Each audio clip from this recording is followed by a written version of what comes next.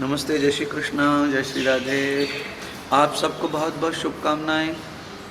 इस कोरोना महामारी के मध्य में दूसरी लहर अब समाप्ति की ओर है और अब हम सब लोग इस दुख से मुक्त होने वाले हैं। आपका साथ दे और आपके अक्षय पुण्य आपके साथ रहें और भी आप सत्कर्म करते रहें।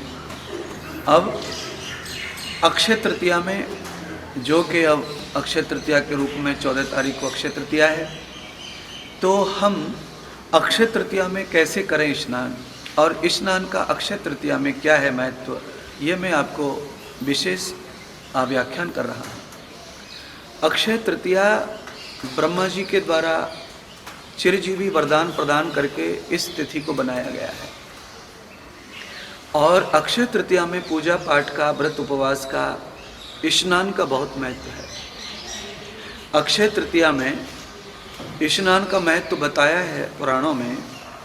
तो पुराण मनीषी भगवान व्यास कहते हैं कि अक्षय तृतीया में प्रातः ब्रह्म मुहूर्त में हमें पवित्र सरिता में, नदियों में स्नान करना चाहिए। अक्षय तृतीया में किया हुआ नदी का स्नान हमें संपूर्ण पापों से मुक्त करता है, ऐसा पुराणों का लेख है। 12 मास बहने वाली नदियों में स्नान करने से अक्षय पुण्य फल प्राप्त होता है, क्योंकि नदियों को हम हिंदू धर्म में देवताओं का रूप मानते हैं और देवता अमर होते हैं। अगर हम उस अमर जल में स्नान करते हैं, अमृत जल में स्नान करते हैं, तो हमारे जो पुण्य हैं स्नान के, वो किसी किसी तिथि पर्व में वास्तविक पुण्य बन जाते हैं। जैसे दशहरा है, सोमवती अमावस्या है, या सबसे ज़्यादा बसंत पंचमी या अक्षय तृतीया। ये जो स्नान के पर्व हैं, इनमें सरिताओं में, गंगा में, यमुना, कावेरी, क्षिप्रा, गंडकी, नर्मदा, गोदावरी, कृष्णा, तापी, इन नदियों में स्नान करने से अक्षय पुण्य फल की प्राप्ति होती है।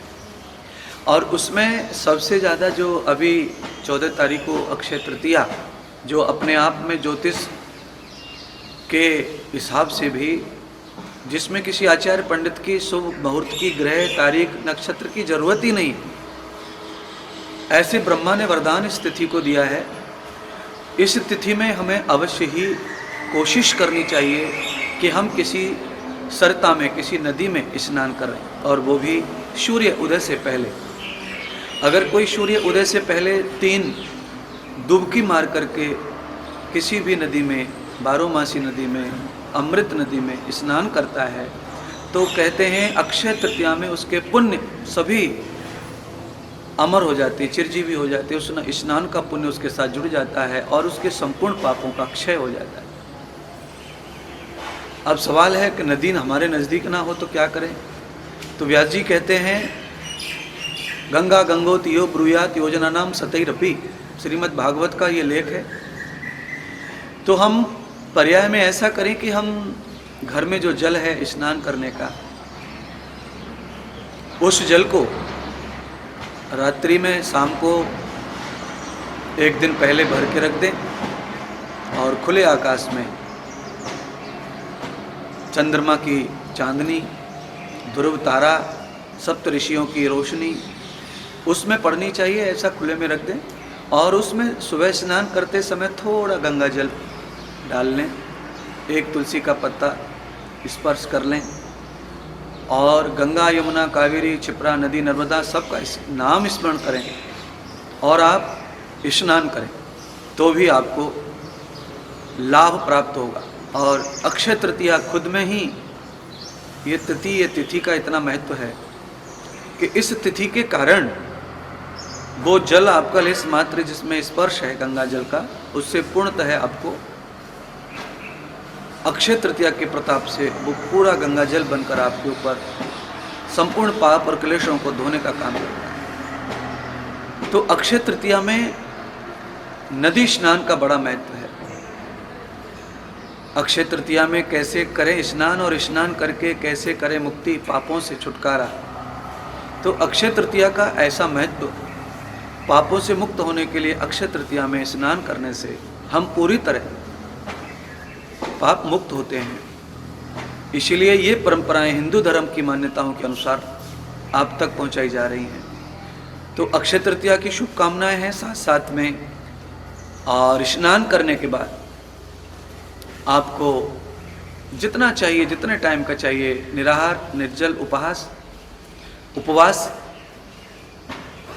और उपवास में अक्षय तृतीया के लिए लक्ष्मी नारायण का पूजन, गणेश की स्थापना करते हुए पूजन भी करें, विशेष यज्ञ आदि भी लक्ष्मी नारायण के नाम का करें। और स्नान ध्यान करके थोड़ा ही सही पर अन्नदान, वस्त्रदान या किसी भी धातु का दान, और विशेष करके गौदान का बड़ा महत्व है। तो इसमें से कोई भी दान आपके हाथों से अवश्य हो जाए। किसी भी नदी में स्नान करके थोड़ा दान करके आप अक्षय तृतीया का अक्षय पुण्य, चिरजीवी लाभ, चिरजीवी पुण्य अपनी झोली में डालकर अपने आप को संपूर्ण क्लेश और दुखों से मुक्त करके आपके संपूर्ण बिगड़े हुए कार्य संपन्न हो। ऐसी भावना के साथ में अगर आप किसी सरता में, किसी नदी में करेंगे स्नान, या गंगा जल मिलाकर स्नान करेंगे, फिर पूजन करेंगे, दान करेंगे, फिर आहार विहार करेंगे, तो अक्षय तृतीया आपके लिए ब्रह्मा जी का वरदान बन के आपको ब्रह्म वरदान आशीर्वाद प्रदान करेगी। और आशा करूँगा कि आपको यह लाभ प्राप्त हो। जय श्री कृष्ण, जय श्री राम।